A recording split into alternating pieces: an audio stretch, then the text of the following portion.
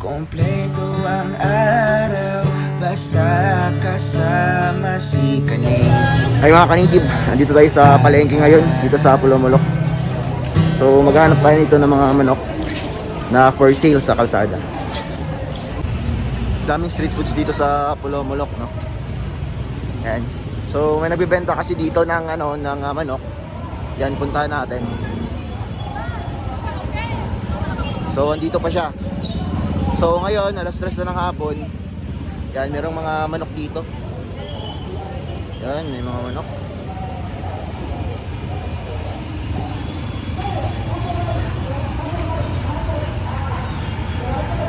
Magkano ang kilo tayo?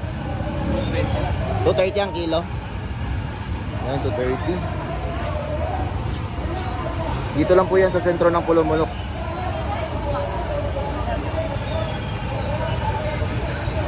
Mga Huluano ata to. Native yung iba.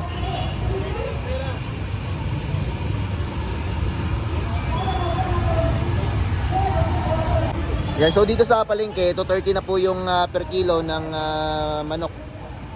Live chicken po, native. Yan, kita nyo naman. So dito, batang-bata pa talaga. Wala pang tahid, oh. Busog na busog. Yan. Pero yung mukha niya medyo matanda na at saka yung kaliskis niya. Yung mga hens medyo bata pa talaga. So ganyan yung presyon dito sa palengke kasi nga meron silang binabayaran dito na ticket dito sa palengke, sentro. Yan. So kompleto din po yan dito, may mga agri-vets. Yan, 230 pesos yung per kilo. At saka kapag sila naman yung bibili, 170 yung wholesale nila dito. So itong si tatay is nagbebenta lang dito, naglalako lang ng manok dito sa kalsada. Yan. So yan lang po yung trabaho dito ng iba, no? Nag-wholesale or bumibili ng mga manok, tapos binebenta nila dito sa palengke ng medyo mahal din po para may tubo sila. Yan, dito may nagbebenta din ng manok. Magkano per kilo sa tayo sa manok? Ay kaya, magkano per kilo sa manok? Magkano per kilo? Manokin nyo, oy, manok! 230? 230 din po yung per kilo nila dito. Pulomolok na yung chicken. Nagsaray-saray, 230 pesos, 230 pesos per kilo dito. So, mga Bisaya, no? Ito parang may Huluano na lahi. Yan. Subscriber natin. Anong pangalan mo, sir? Yan. Nahiya si sir, no? Subscriber natin yan. Yan, ganda ng manok. Sa'yo ito, sir?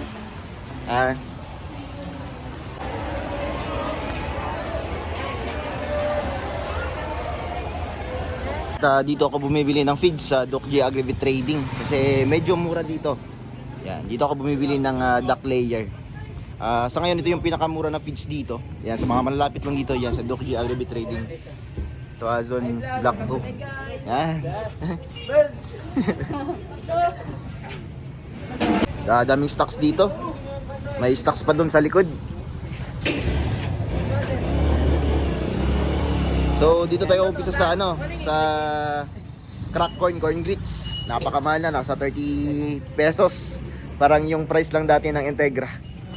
Yan corn grits. Yan. 30 pesos. Yung ham grits nila, yung parang hammered na may crack corn.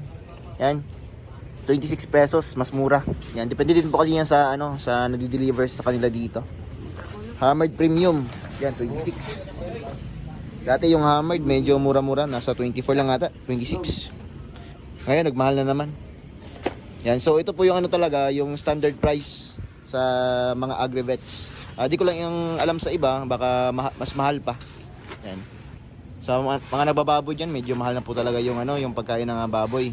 Yan, commercial, Pigrolac. Tsaka yung Uno Plus, napakamahal.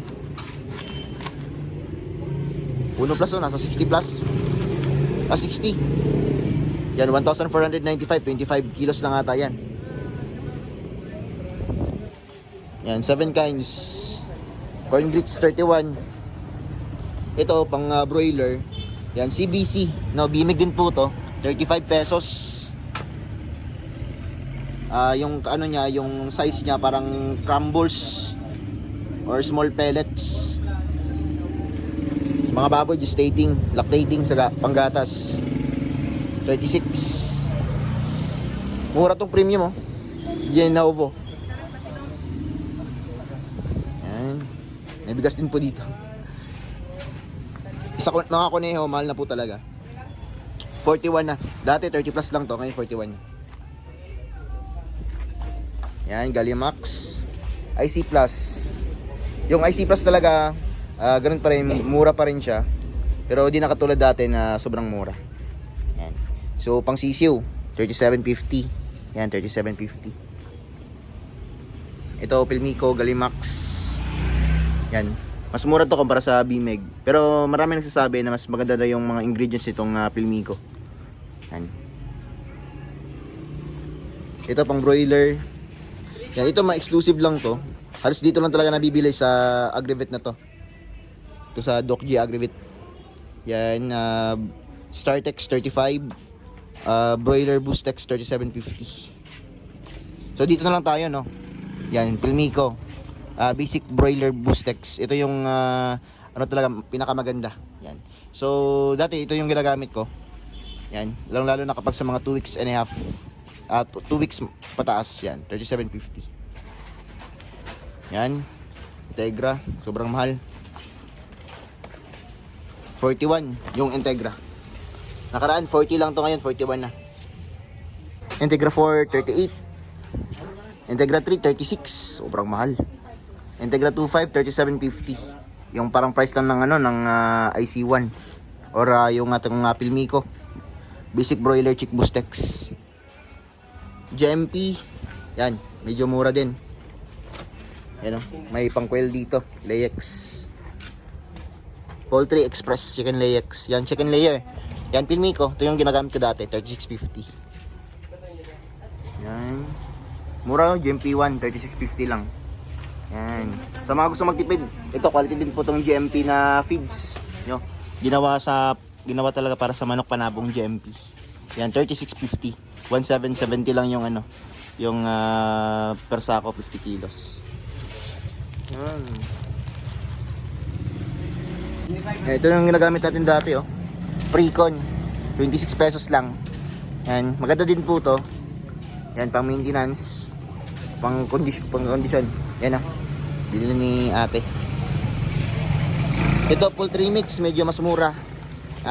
Vegan PDP din po to. May trigo, may crack corn. Yan. Sa mga gusto magtipid, andito lang po yan sa Doc G Agrivet Trading. Yan, poultry mix. Yan. Yung Precon, dito din po yan, nabibili.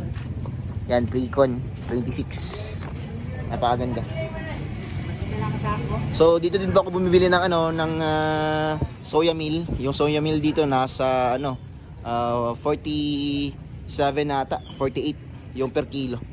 Sobrang mahal ng soya ngayon, kaya nagmamahal din po yung mga feeds. Yung mais, sobrang mahal din po. Kaya naapektuhan talaga itong presyo ng mga commercial feeds natin. Yan, may mga ano din po dito, mga water bottle, pagkainan ng mga sisiw natin. Kompleto sa mga vitamins dito. Yung mga vitamins dito, madami. Yan. Yung mga ginagamit kong vitamins, nandito din po.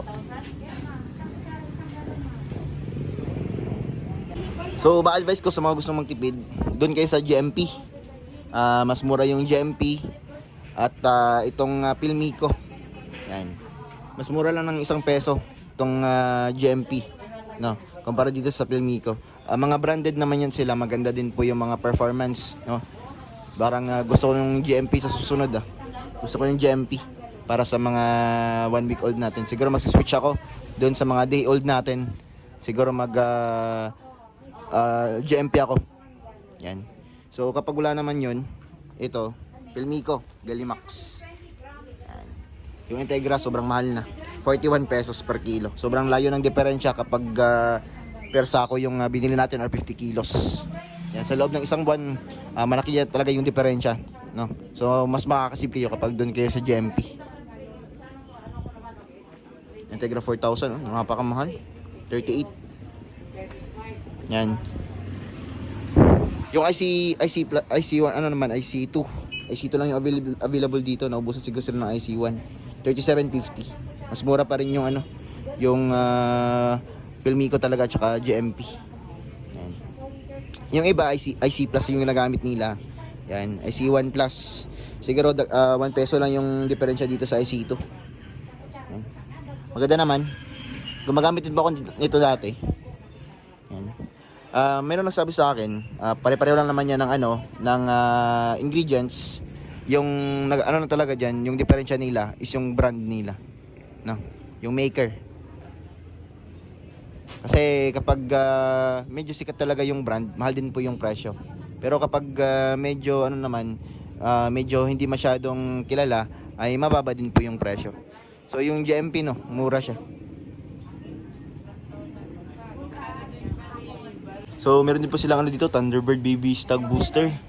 Ayun yung ginagamit ko dati sa mga sisiw natin. Dati nasa ano lang yan, 40 pesos, 38, ganyan lang.